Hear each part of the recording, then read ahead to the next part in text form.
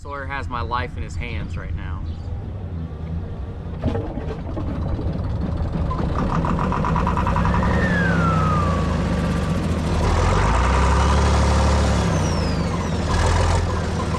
That was a real nice shower you got.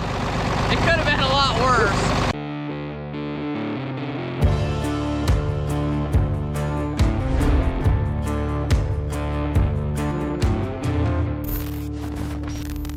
Good morning, folks.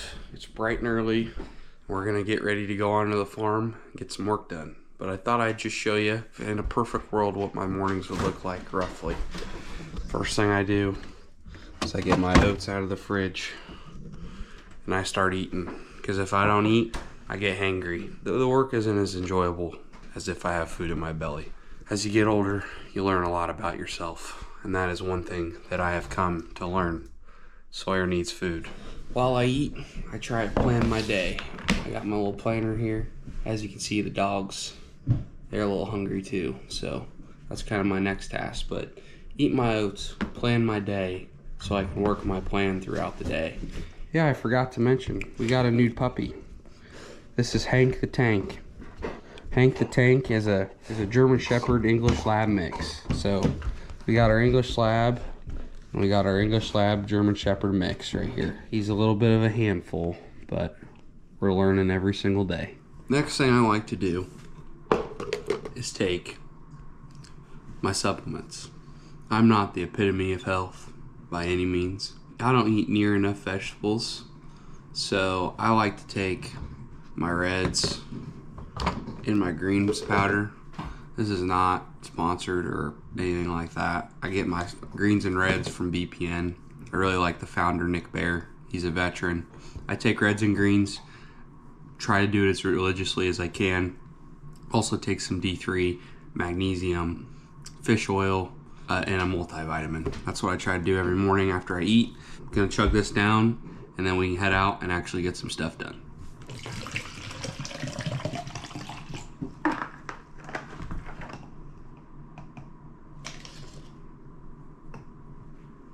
The key to drinking reds or greens or anything is have one of these things. I don't even know where you get them, but it makes your life so much easier to stir things up, break stuff up.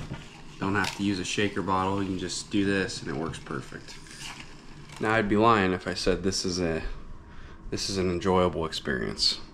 Greens and reds don't always taste the best, so you just gotta tell yourself that your mama didn't raise no biatch, and just slug it back. Just chug it like you're chugging a beer bong or you're on that keg stand.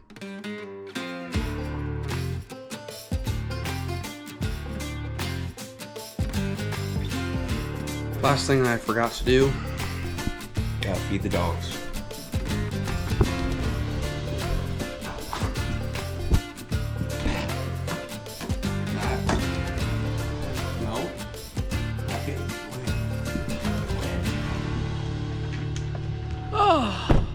All that's done. Now we're up and at it. We're up here at Site 1. We're gonna get some mats pulled out. We might move some pigs. I don't know, there might be some other stuff that I don't even know that we're gonna do yet. So stay tuned. All I know is some pig work's gonna get done. Welcome to Fantasy Island. Got everything done already for me? No, I've barely started. I'm not super excited for mats. I never am. Mats are not that fun for me either because my lower back starts to hurt after a while. I think it's better to be lower to the ground. If you're living in the Midwest, you want to be short because there's a lot of high wind, and that lower center of gravity really helps you cope with having to work in the adverse conditions. And let's face it, dynamite comes in small packages. Oh, brother, this guy stinks! So any of you that have been following for a while, you know what this means when we say getting mats out. So for those of you that don't know, these rubber mats, we use them early in the weaner pig stage of the pig's lives for comfort and for a place for them to eat. In the beginning, we'll mat feed. We'll put feed on that mat for them to get kind of close and used to going to the feeder and to eat together. And it's also a nice place for them to lay on. When they get old and they don't really need those mats anymore and they go to the feeder for the feed, they kind of start looking at it like a chew toy and not really something useful to them. So they'll chew on them, they'll ruin them. You got to get them out so that that doesn't happen. What we're gonna do, since we kind of took overstocks out and we got some empty pens, we're gonna get all the mats out and hang them on these carts and push them all the way down to the end. Now, they're rubber and they're probably a little heavier than what it looks like they are. Before, we had to drag them all like Dad is doing now, all the way down to the end of the building. And that sucked. So, I think they're like 60 or 70 pounds. 50, 60 pounds, I don't know. yeah. Maybe they're not that much, but they're awkward as shit.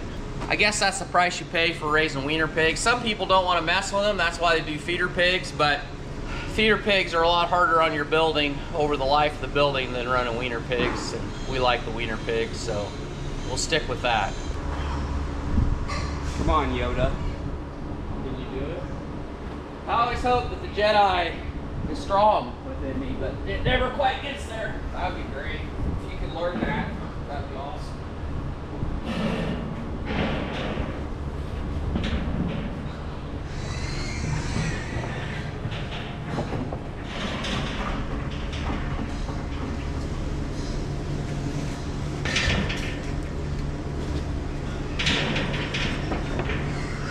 It actually takes about as long to get out of the pen, push the cart, get back in the pen, as it does to actually pick up the mats. What we need is a toady. Anybody that would like to apply for toady job, we're looking for one. So we just need a toady to pull the cart so we don't have to climb in and out of the pen. There's all kinds of toady jobs around here. Doesn't pay worth a shit, but you get a t-shirt and a hat. All right, we got all the mats out in this room. So now what we're gonna do is move pigs, but before we do that, we gotta swing gates. So we're gonna make double pens for all these rear swing gates that are closed. We need them open like this so they can go to these brackets here. And we're gonna make each pen a double pen.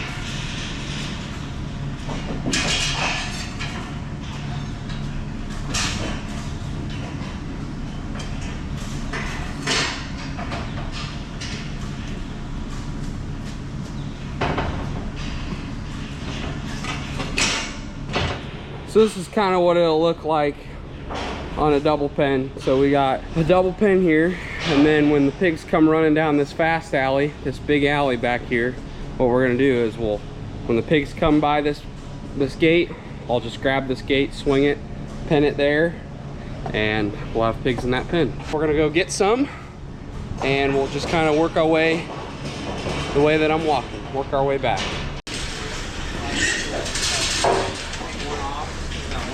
No, I got it.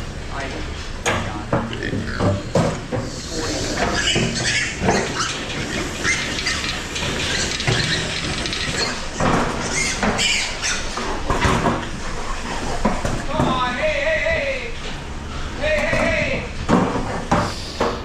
Come on. Say!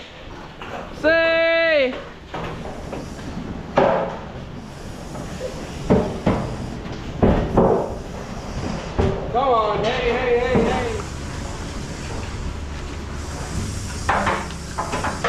Come on.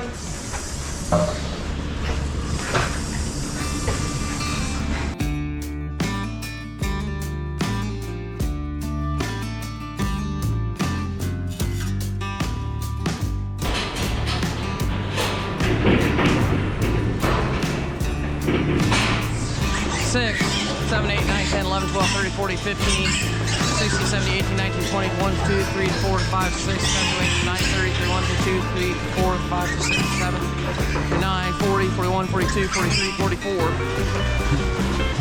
44. Yep.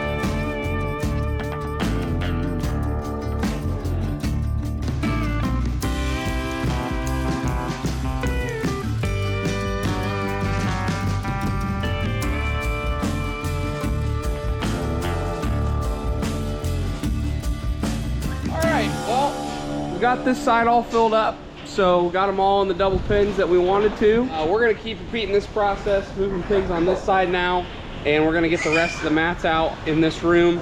But this will not be the last time that we move pigs and get mats out of this site, because it is our double site. So it's a 4,800 head site, and we pretty much are doing this southwest room, and then we're gonna have to sort pigs through that southeast room that we're taking pigs out of right now, and we're gonna have to get mats out of that southeast room as well. That's just in the south building. That's not even in the north building, which is our second building on this site. A lot more of this to come in the future, but we're just taking it one day at a time, and we're just gonna keep rocking and rolling, and then when we get done, we'll see what else that we can tackle. You guys kind of get the gist. Pretty repetitive, so we'll see you when we get done.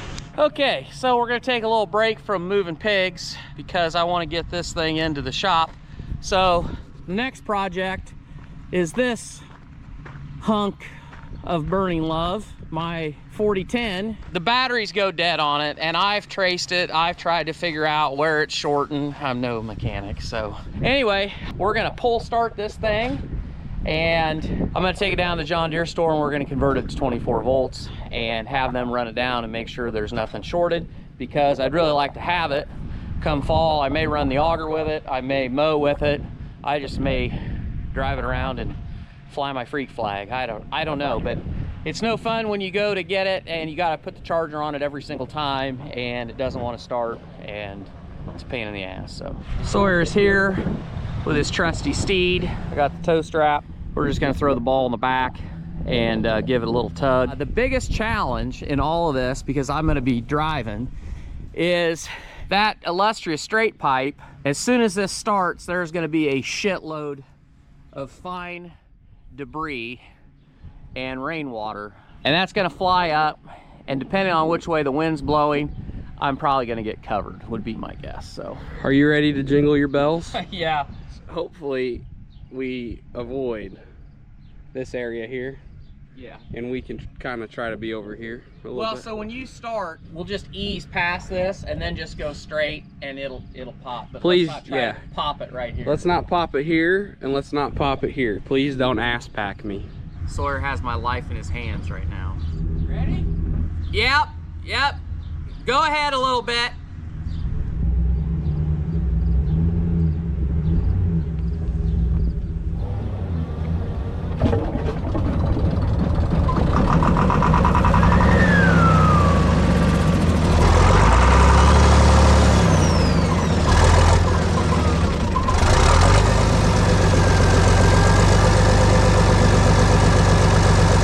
That was a real nice shower you got. It could have been a lot worse. The wind was a little bit that way, so I didn't do too bad. I've done it where I've gotten a lot worse, so. We're getting better at that. Oh yeah, finesse. All right, well, I had to leave early because we have an appointment we got to get to, because somebody over here, wink wink, broke their wrist, and Dad is holding down the fort, and he's going to take the 4010 into town to get it serviced. So Kat, why don't you let the people know what happened to your fragile wrist there? I was riding Finn, and we were having a nice ride until we weren't. He bucked me off, and I don't know what happened. He just spooked, started bucking. Never happened before. He's never bucked, he's never bolted off, nothing. So it was totally out of the blue. I don't know if he got bit, stung, who knows, honestly. And I fell and instinctively reached my arm out to catch myself on the ground and snapped my wrist. Nothing hurt at first, and I looked back on the ground and I saw Finn just standing there, and I was like, oh, all right, well, nothing hurts. I'm like, that was a damn good landing for my first fall, until I got up, looked at my wrist, and it was totally disformed. Well, for any of you medical people out there, if you know what your radius is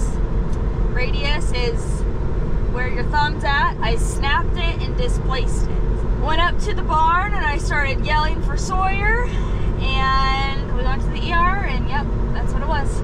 I got surgery because I still do heart ultrasounds, and I scan with this arm. They put the bones back in place that day, but they weren't perfect, so they said surgery could make it even better, and so I got a plate and some screws. So we're going to my 4-week follow-up right now. PT to start soon, hopefully. Yeah, I'm hoping PT will start soon, so it's been a trip. We're getting there. Yeah, we're getting there.